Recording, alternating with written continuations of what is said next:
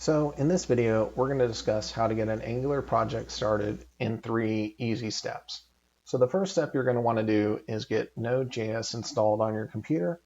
In order to do that, you need to go to the nodejs.org site, and let's go ahead and download the LTS version. So I already have that on my machine to speed things up. So let's go ahead and install it.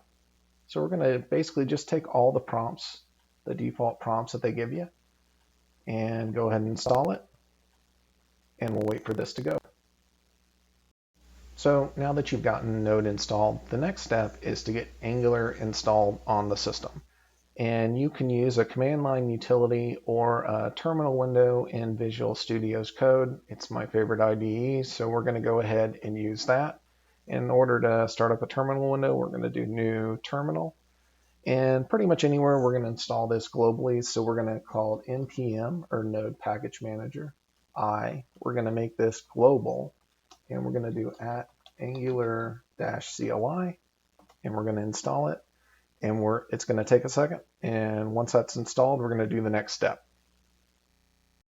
All right, now that we got Angular installed, the next thing to do is to create our project. So I'm going to create my project in a directory in D. So first thing, I'm going to navigate to D, then we're going to go to CD projects. This is the folder that I want to install this project in. And I'm going to type in ng and then type in new and then give my name, Angular demo. So this is going to create a folder in this project file named Angular demo, and it's going to build all the files that we need. We got a couple more steps to do. So once we hit enter, it's going to ask us if we want strict mode. We're going to go ahead and turn that on. That's just strict type checking. There's going to do a little bit more for us. So we're going to do yes. We're going to add Angular routing out of the box for us. And we're going to use the SCSS style sheets.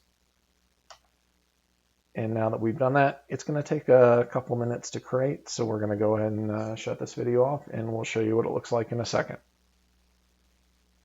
So we've created our project, and now we're going to go and open it up, just see what it looks like real quick. So we're going to open our folder. Remember, I went to the D drive and projects folder, and there's our Angular demo.